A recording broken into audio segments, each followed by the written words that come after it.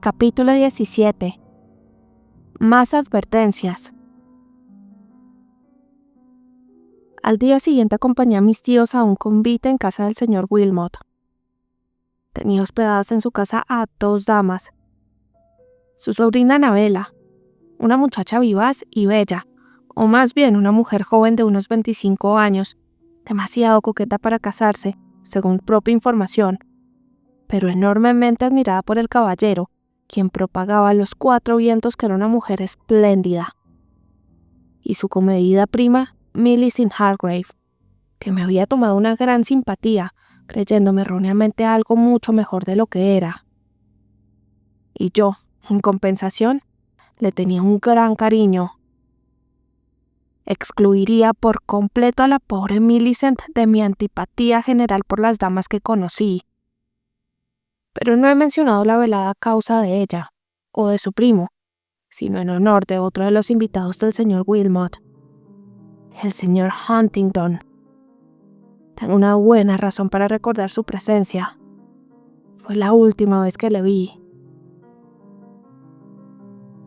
Él no se sentó cerca de mí durante la cena, pero le tocó en suerte acompañar a una voluminosa anciana, y a mí ser acompañada por el señor Grimsby, un amigo suyo, pero que a mí me disgustaba sobremanera. Había un aspecto siniestro en su semblante, y una mezcla de brutalidad agazapada y doblez repugnante en su comportamiento, que no podía soportar.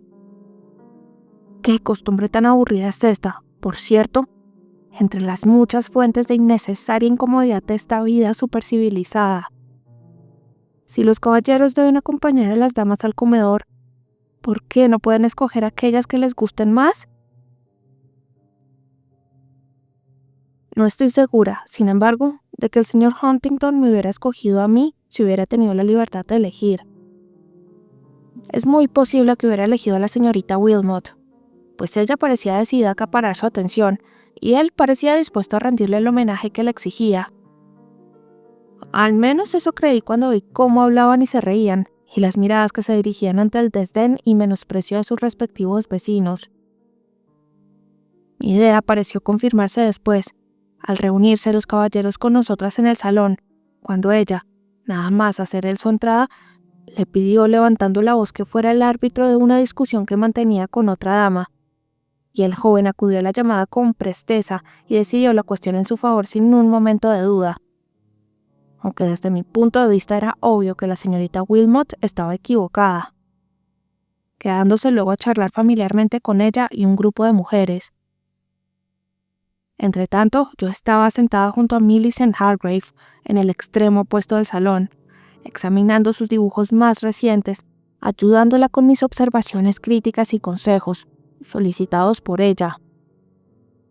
Pero a pesar de mis esfuerzos por mantener la compostura, mi atención se desviaba de los dibujos hacia el alegre grupo, y sin poder evitarlo me encolericé, y sin duda puse mala cara, pues Millicent, creyendo que debía de estar cansada de sus manchas y garabatos, me rogó que me uniera al grupo y dejara para más tarde el examen del resto. Pero cuando trataba de convencerla de que no deseaba unirme a ellos y de que no estaba cansada, el señor Huntington se acercó a la pequeña mesa redonda a la que estábamos sentadas. ¿Son suyos?, dijo, cogiendo negligentemente uno de los dibujos. No, son de la señorita Hargrave. Oh, echémosles una ojeada. Y sin prestar atención a las protestas de la señorita Hargrave, que decía que no valía la pena mirarlos, puso una silla cerca de mí, y cogiendo los dibujos de uno en uno de mi mano, los fue examinando y dejando sobre la mesa. No decía nada sobre ellos, pero no paraba de hablar. No sé lo que Millicent Hargrave opinó de aquel comportamiento, pero yo encontré su conversación muy interesante, aunque, como descubrí luego, cuando me detuve a analizarla, lo que pretendía en realidad era burlarse de los diferentes miembros del grupo. Y aunque hizo algunas observaciones agudas y otras en exceso burlonas, no creo que todas en general parecieran especialmente interesantes si las transcribiera aquí sin las accidentales ayudas de la mirada, el gesto, el tono y aquel encanto inefable, aunque indefinido, que proporcionaba un halo a todo lo que hacía y decía, y que habría convertido en un placer mirar su cara y oír la música de su voz, aunque estuviera diciendo tonterías, y que hizo que me sintiera tan dolida con mi tía cuando puso fin a esta diversión, acercándose tranquilamente, con el pretexto de que quería ver los dibujos, de los que en realidad no entendía una palabra ni le importaban. Mientras hacía creer que los examinaba, se dirigió al señor Huntington en uno de sus tonos más fríos y repelentes, haciendo una serie de preguntas y observaciones de lo más triviales y formales, con el propósito de desviar su atención de mí, de molestarme, como pensé. Después de mirar todo el contenido de la carpeta, los dejé entregados a su tête-à-tête y me senté en un sofá, bastante apartada del grupo, sin pensar en lo extraña que podría parecer semejante conducta, tratando simplemente de recuperarme de la vejación del momento en primer lugar y dedicarme después al disfrute de mis propios pensamientos. Pero no pude estar sola por mucho tiempo. El señor Wilmot, que de todos los hombres era el que menos deseaba ver, se aprovechó de que estaba sola para sentarse junto a mí. Yo me había jactado de haber rechazado sus insinuaciones con tanta eficacia hasta el punto de pensar que no tenía nada que temer de su desafortunada preferencia. Pero parece que estaba en un error. Era tan grande su confianza, bien en su fortuna o en el poder de atracción que le quedaba, y tan firme su creencia en la debilidad femenina, que se creyó en condiciones para intentar el cerco de nuevo, lo que hizo con renovado ardor, incitado por la cantidad de vino que había bebido. Una circunstancia que lo volvía infinitamente más repulsivo. Pero aunque le aborrecí una enormidad en aquel momento, no quise tratarle con rudeza, puesto que yo era su invitada y había estado disfrutando de su hospitalidad. Además, no podía echar mano de un rechazo cortés pero decidido, ni me habría servido de nada haber podido hacerlo, pues era demasiado obtuso para percatarse de cualquier repulsa que no fuera tan clara y tajante como su propia desfachatez. La consecuencia fue que se fue poniendo cada vez más asquerosamente tierno y más repulsivamente cariñoso, y yo estaba al borde de la desesperación y a punto de decir no sé qué, cuando sentí que de pronto una mano cogía la mía, que estaba apoyada en uno de los brazos del sofá, y la apretaba con fervor. Instintivamente adiviné quién era, y al alzar la vista, me mostré menos sorprendida que complacida al ver que el señor Huntington me sonreía. Era como pasar de un demonio torturador a un ángel de luz que venía a anunciarme que la época del tormento había terminado. Helen, dijo. Él me había llamado con frecuencia Helen, y yo nunca me molesté porque se tomara esta libertad. Quiero que vea este cuadro. Estoy seguro de que el señor Wilmot la excusará por un momento. Me levanté con presteza. Me cogió del brazo y me condujo a lo largo de la estancia hasta llegar delante de un espléndido cuadro de Van Dyck, en el que me había fijado antes, pero que no había examinado con atención. Después de un momento de contemplación silenciosa, estaba empezando a comentar su belleza y sus peculiaridades, cuando, oprimiendo alegremente la mano que todavía retenía en su brazo, me interrumpió diciendo: «Olvídese del cuadro. No fue por él por el que la traje aquí. Fue por apartarla de aquel viejo disoluto y vil que está mirando hacia aquí como si tuviera la intención de desafiarme por la afrenta». «Le estoy muy agradecida», dije. «Esta es la segunda vez que me libera de una compañía tan poco agradable». «No me lo agradezca demasiado», contestó. «No es del todo por generosidad hacia usted. En parte es por un sentimiento de rencor hacia sus torturadores que hace que me complazca en hacerles una trastada a esos viejos, aunque no crea tener razón ninguna para temerlos como rivales. ¿La tengo, Helen?» «Usted sabe que los detesto a los dos».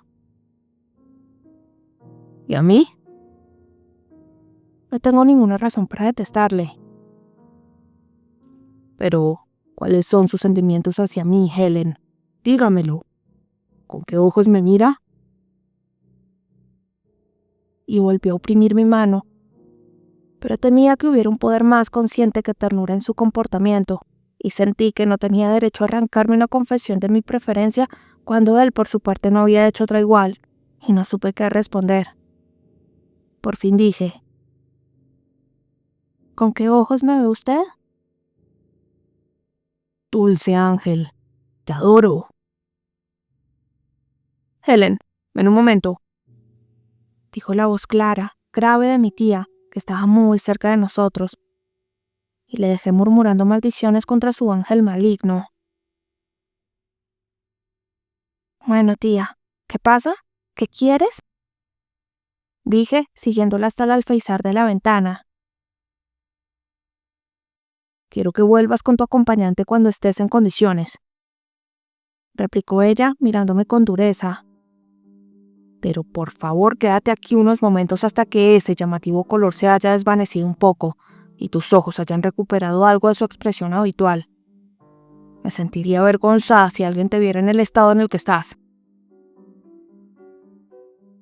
Naturalmente, semejante observación no sirvió para reducir el llamativo color.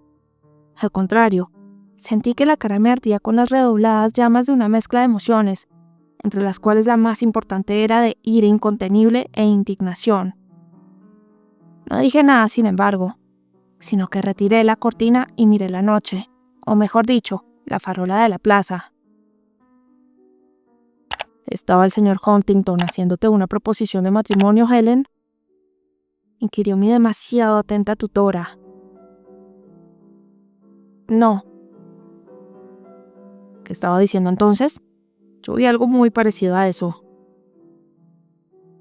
No sé lo que habría dicho si no lo hubieras interrumpido. ¿Y habrías aceptado, Helen, si te hubiera propuesto casarte con él? Desde luego que no, sin consultar antes con el tío y contigo. Oh, me alegra, querida, que seas tan prudente. Bueno, añadió después de una pausa. Te has llamado bastante la atención esta noche. Veo que las señoras están dirigiendo miradas curiosas hacia nosotras en este momento. Volveré con ellas. Ven tú también cuando te hayas tranquilizado lo suficiente como para tener tu aspecto habitual. Ya estoy tranquila. Entonces habla despacio y abandona este aspecto malicioso, dijo mi tranquila pero provocadora tía. Volveremos a casa dentro de poco y entonces, añadió con solemnidad, tendré muchas cosas que decirte. Así, fui a casa preparada para escuchar un formidable discurso. Ninguna de las dos habló mucho mientras nos dirigíamos a nuestro hogar en el carruaje. Pero cuando entré en mi habitación y me dejé caer en el sillón para reflexionar sobre los acontecimientos del día, mi tía me siguió, y después de despedir a Rachel, que estaba colocando cuidadosamente mis vestidos, cerró la puerta y poniendo una silla junto a mí, o mejor dicho, pegada a mí, se sentó. Con el debido respeto le ofrecí mi asiento más cómodo. Ella rehusó e inició así su conferencia. ¿Recuerdas, Helen, la conversación que mantuvimos justo la noche antes de salir de Stanningley? Sí, tía. ¿Y te acuerdas que te previne para que no permitieras que te robaran tu corazón aquellos que fueran indignos de poseerlo y no entregaras tu afecto si no había una aprobación previa y si la razón y el juicio negaban su sanción? Sí, pero mi razón... Perdóname. ¿Recuerdas que me aseguraste que no había razón para inquietarse por tu bien? Porque nunca te sentirías tentada a casarte con un hombre falto de sensatez y principios, por muy encantador y atractivo que fuera en otros aspectos, puesto que tú no podrías amarle, sino que le detestarías, despreciarías, te compadecerías de él, que sentirías por él cualquier cosa menos amor. ¿No fueron estas tus palabras? Sí, pero... ¿Y no dijiste que tu cariño debía fundarse en la aprobación? Y que si no podías aprobar, honrar, respetar, ¿no podías amar? Sí, pero yo apruebo, honro y respeto. ¿Y de qué manera, querida? ¿Es acaso el señor Huntington un hombre de bien? Es un hombre mucho mejor de lo que tú crees. Eso no tiene nada que ver con lo que digo. ¿Es un hombre de bien? Sí, en ciertos aspectos. Tiene un buen carácter. ¿Es un hombre de principios? Quizá no exactamente, pero solo por falta de reflexión. Si tuviera a alguien que le aconsejara y le recordara lo que está bien, aprendería enseguida, ¿crees tú? ¿Y tú precisamente querrías ser su maestra? Pero querida, él es, creo, más de 10 años mayor que tú.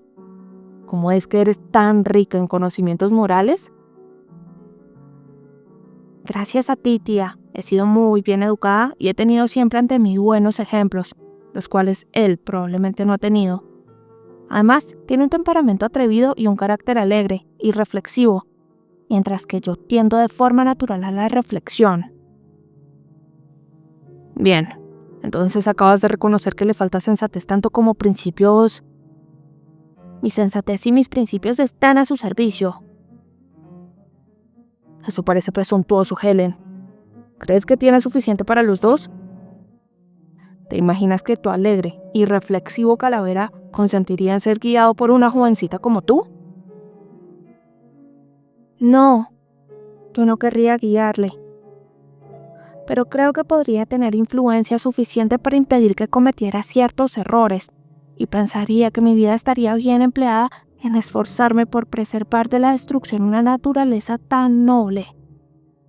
Él escucha con mucho interés cuando le hablo seriamente, y a menudo me atrevo a desaprobar su desconsiderada manera de hablar.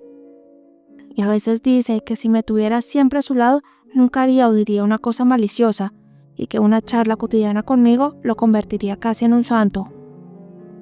Puede ser en parte una broma y en parte una salamería, pero sin embargo... ¿Pero todavía crees que puede ser verdad? Si pienso que hay algo de verdad en ello, no es por confianza en mi propia capacidad, sino en su bondad natural. Y no tienes derecho a llamarle calavera, tía. No es nada parecido. ¿Quién te lo ha dicho, querida? ¿Qué me dices de esa historia de su relación con una mujer casada? ¿No te lo estaba contando la misma señorita Wilmot el otro día? Era mentira, mentira. Grité. No creo una palabra de eso. ¿Crees entonces que es un joven virtuoso, de buena conducta? No conozco con toda seguridad su carácter. Solo sé que no he oído nada definitivo en contra de él, al menos nada que pueda ser probado. Y hasta que la gente no pueda probar sus difamatorias acusaciones, no las creeré.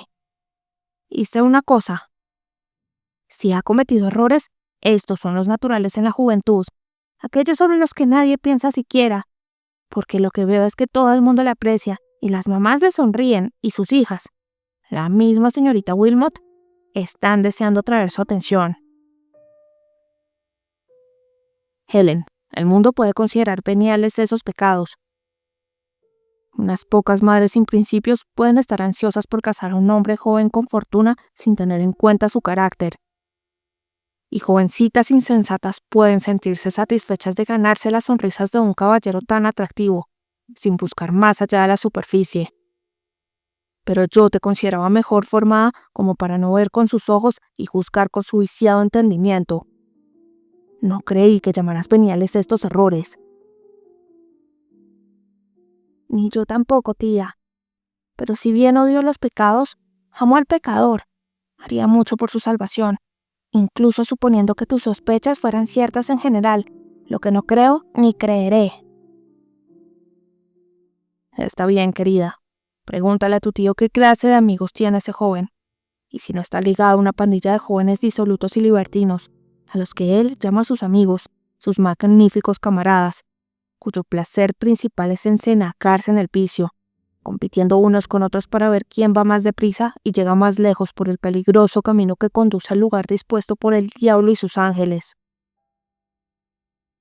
Entonces le protegeré de ellos. Oh, Helen, Helen. No sabes la desgracia que sería que unieras tu destino al de ese hombre. Tengo tanta confianza en él, tía, a pesar de todo lo que dices, que arriesgaría de buena gana mi felicidad para asegurar la suya. Dejaré los hombres mejores aquellas que solo tienen en cuenta su propio interés. Si ha obrado erróneamente, consideraré que vale la pena dedicar mi vida a salvarle de las consecuencias de sus errores anteriores y a luchar por hacerle volver al camino de la virtud. Ojalá Dios me ayude. Aquí terminó la conversación, pues al llegar a este punto se oyó la voz de mi tío, proveniente de su alcoba, que llamaba a mi tía para que se fuera a la cama. Estaba de mal humor aquella noche, porque se encontraba peor de su gota. El dolor le había aumentado progresivamente desde que llegamos a la ciudad. Mi tía se aprovechó de la circunstancia para convencerle a la mañana siguiente de que volviéramos de inmediato al campo, sin esperar a que terminara la temporada. Su médico apoyó y reforzó sus argumentos. En contra de su costumbre, se apresuró tanto a hacer los preparativos de traslado. Creo que tanto por mi bien como por el de mi tío, que partimos a los pocos días. Y no volvió a ver al señor Huntington. Mi tía presume que pronto lo olvidaré. Quizá cree que ya le he olvidado, porque nunca mencionó su nombre. Y puede seguir creyéndolo hasta que volvamos a encontrarnos, si es que sucede alguna vez. Me pregunto si sucederá.